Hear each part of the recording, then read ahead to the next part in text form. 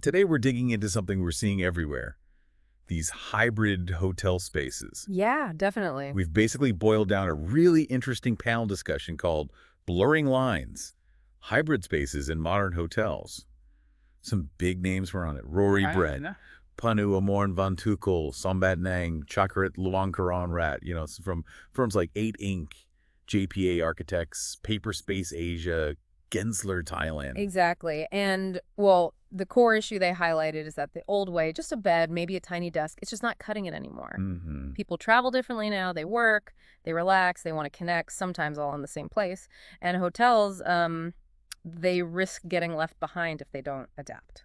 Okay, so what does work? What makes a hybrid space, successful, according to these experts? What were the key things? Well, 3 words kept coming up: flexibility, functionality, and inspiring design. Okay. Think of a lobby, right? It could be a place people actually want to work during the day, maybe grab coffee, but then come evening, it needs to feel like a cool place to hang out, have a drink. So it needs to genuinely support those different uses, not just look nice. Precisely. And it has to be somewhere people are actually drawn to, the inspiring part. Right. But I imagine it's easy to get this wrong. Did they talk about common mistakes hotels make? Oh, absolutely. A big one is just fuzziness. Trying to make a space everything, and it ends up being good at, well, nothing. Like a jack-of-all-trades space, master of none? Kind of, yeah. And then there are the practical things, like not enough power outlets, seriously.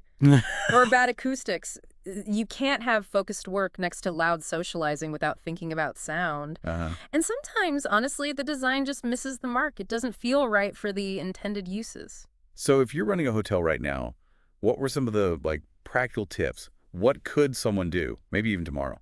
Well, Rory Brett had a great point. Actually, watch your guests. Watch them. Yeah. See how they're already using spaces, even the ones not designed for it. Are they awkwardly taking work calls near the check-in desk?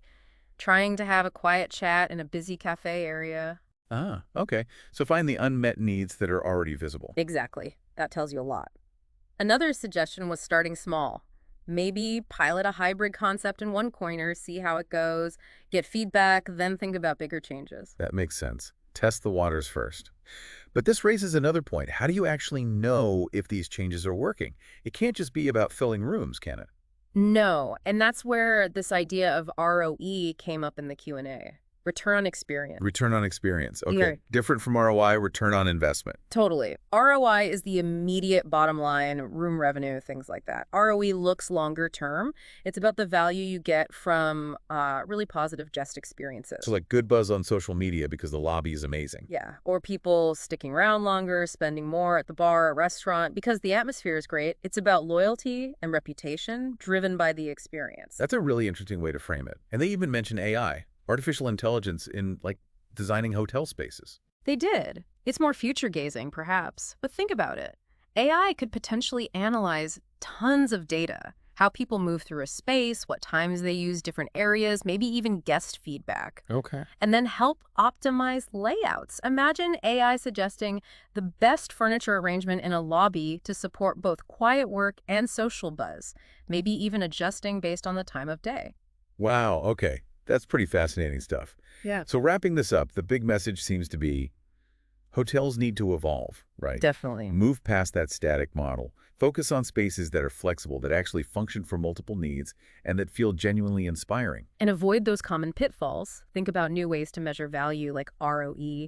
And yeah, keep an eye on how tech like AI might help down the line. It feels like a fundamental shift. It really does. It's about reflecting how people live and work now, which isn't confined to neat little boxes anymore. So here's something to chew on.